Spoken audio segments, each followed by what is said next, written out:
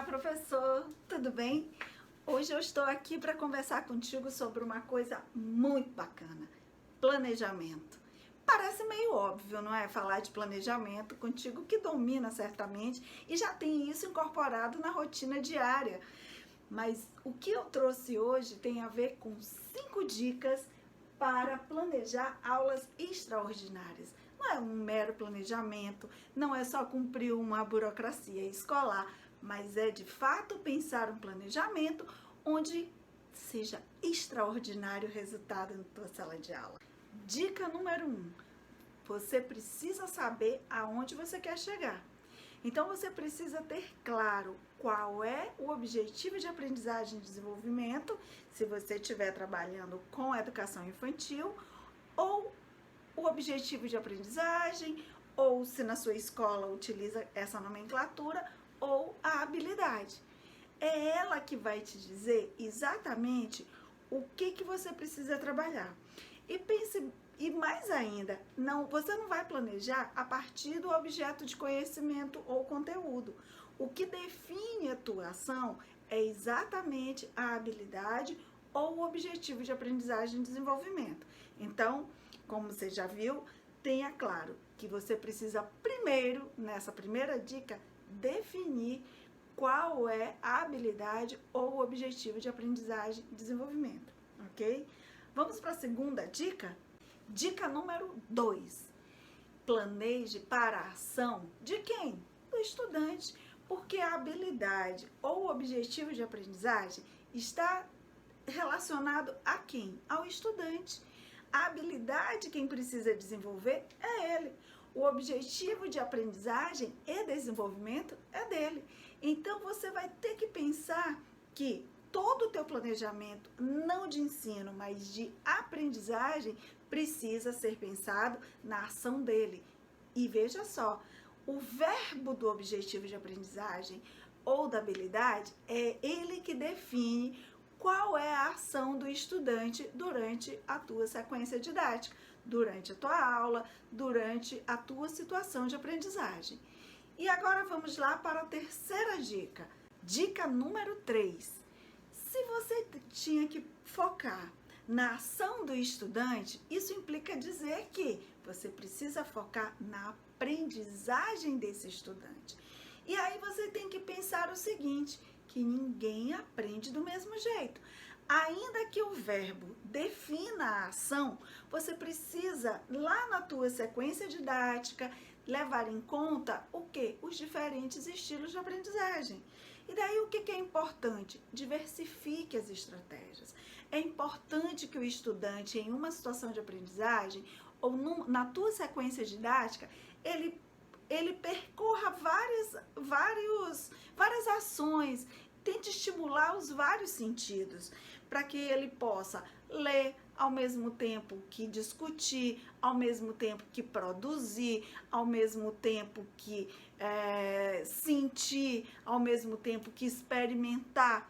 Então, os diferentes estilos de aprendizagem, eles precisam estar contemplados, porque as pessoas aprendem de forma diferente. Você não pode pensar uma aula onde se leia só do começo ao fim, onde se escute somente do começo ao fim, onde só se escreva do começo ao fim. Então você precisa pensar em coisas, a ação desse estudante precisa levar em conta esses diferentes estilos de aprendizagem. Estimule os sentidos, porque nós já sabemos que a maioria das pessoas, ou elas são auditivas, ou elas são sinestésicas, ou elas são visuais. São os canais perceptivos de aprendizagem. Então esses canais precisam ser levados em conta.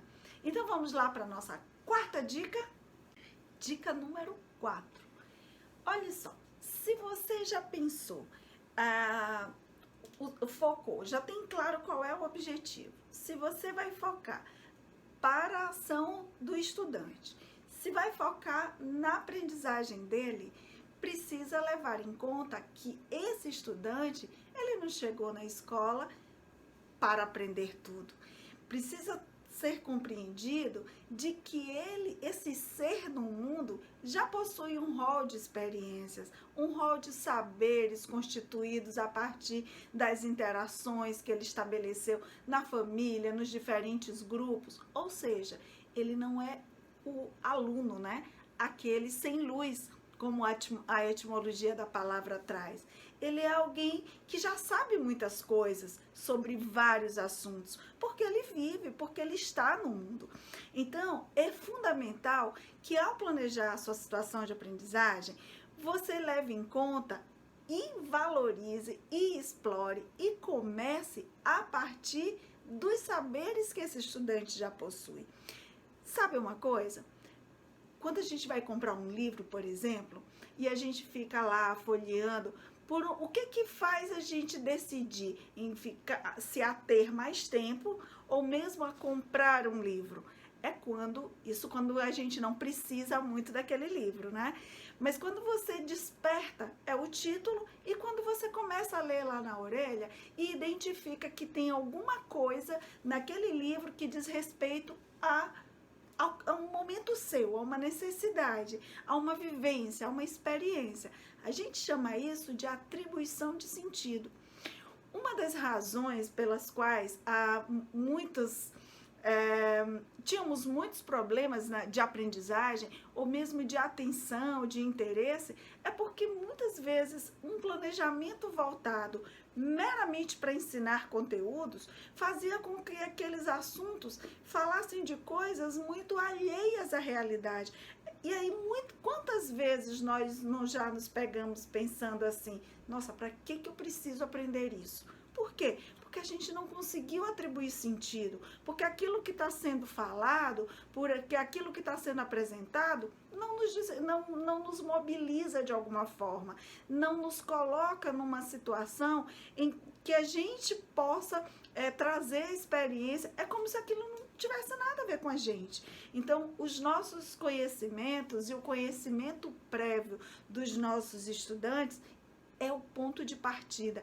Atribuir sentido é um momento ímpar para fazer esse estudante se engajar na proposta, enriquecer inclusive esse momento. Imagine só na sala de aula a vivência dos diferentes estudantes. Nossa, a riqueza que isso vai ter, certamente vai ser extraordinário, não é verdade?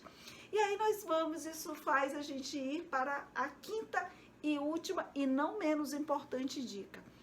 Tudo isso que a gente falou até agora só vai fazer sentido se você der uma organização lógica. Você pode chamar isso de sequência didática, você pode chamar isso de uma situação de aprendizagem que precisa também ter uma sequência. Então, toda a organização da tua aula, ela precisa ter começo, meio e fim. Como é que começa? Como é que você vai começar essa mobilização, essa sensibilização para essa habilidade ou objetivo de aprendizagem que precisa ser desenvolvido? O que você vai fazer depois? Como é que você vai oportunizar? Como é que você vai materializar, operacionalizar concretamente aquela habilidade, aquele verbo que está ali, que precisa ser operacionalizado, desenvolvido, a ação daquele estudante? Como você vai fazer isso? Então, precisa ter um começo, um meio e um fim. Como é que isso termina? A gente pode pensar que isso não é importante, mas qual é a importância disso? É que o estudante, ele consegue fazer uma organização mental daquele processo vivido. Ele atribui sentido para isso que você pensou, porque você vai precisar fechar isso, não é? Como é que começou? Olha, a gente viu isso, a gente começou isso e depois fez isso. E para quê? Porque você tem um objetivo que precisa ser operacionalizado. Você tem uma habilidade que precisa ser materializada por essa ação do estudante na tua sequência didática. Então, por isso, ela precisa ter começo, meio e fim, porque daí, senão você não vai saber aonde você quer chegar, o que precisa ser desenvolvido. E essa finalização, essa sequência, tanto te ajuda a ter uma melhor compreensão e uma autoavaliação do processo pela devolutiva que o estudante vai te dar, como também para o próprio estudante, porque ele mentalmente consegue fazer uma organização mental daquilo que foi vivido. E então, gostou das dicas? Se tiver alguma sugestão, comenta aqui e a gente se vê em uma outra oportunidade. Até mais!